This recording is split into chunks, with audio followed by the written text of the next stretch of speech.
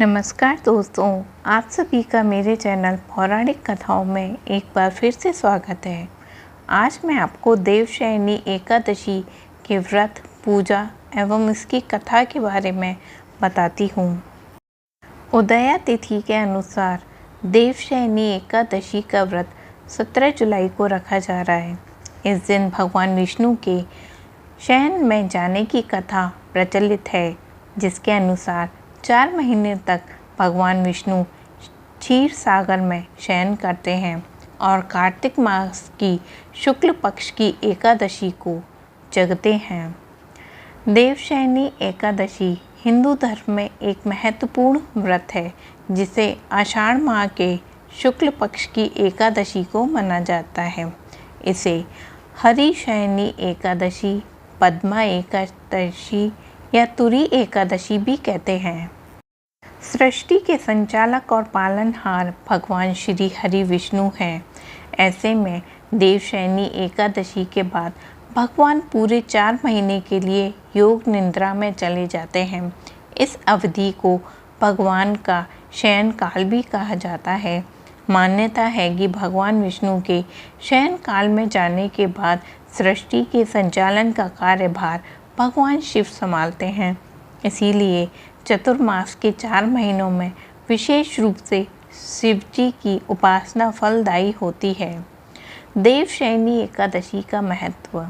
देवशयनी एकादशी का व्रत रखने से व्यक्ति को धन, स्वास्थ्य और समृद्धि की प्राप्ति होती है। इस दिन व्रत और पूजा करने से पापों का नाश होता है और मोक्ष की प्राप्ति होती है। इस एकादशी के व्रत से विशेष रूप से शनि ग्रह के दुष्प्रभावों से मुक्ति मिलती है और जीवन में सुख, शांति और समृद्धि आती है। ऐसा माना जाता है कि इस व्रत के प्रभाव से भगवान विष्णु जी की कृपा प्राप्त होती है और सारे कष्ट दूर हो जाते हैं। अब मैं आपको बताती हूँ पूजा विधि। व्रत करने वाले व्यक्ति को सुबह स्नान करके स्वच्छ वस्त्र धारण करने चाहिए।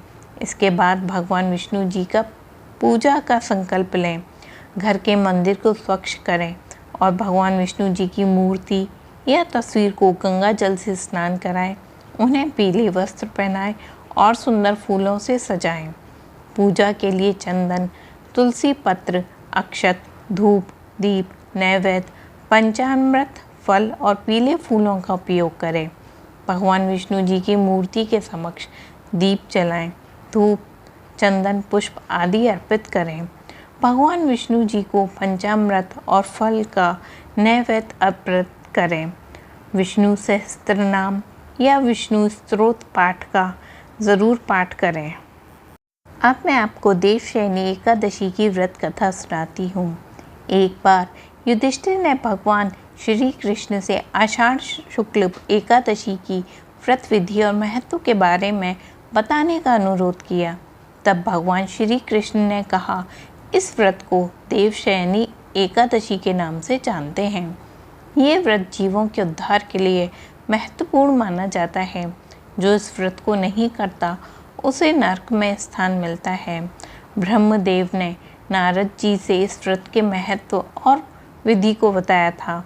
वह मैं तुमसे कहता हूँ और इसकी कथा कुछ इस प्रकार है।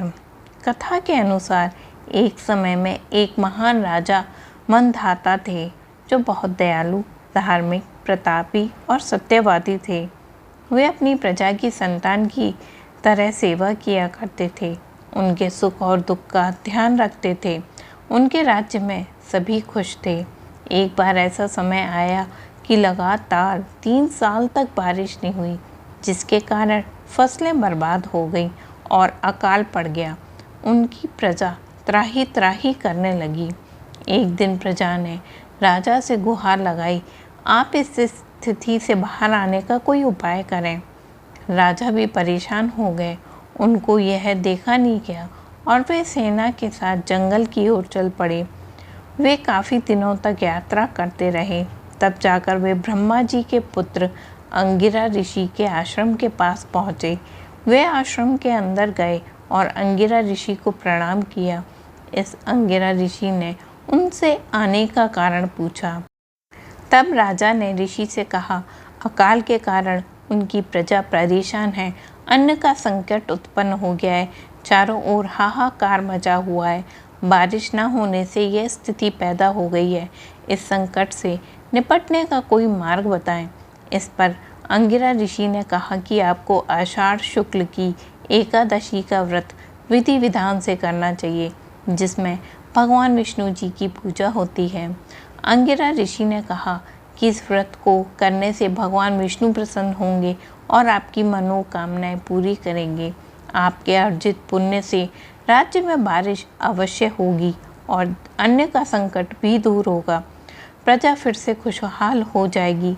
जो भी इस व्रत को करता है उसके सभी संकट दूर होते हैं, उसे सिद्धि की प्राप्ति होती है।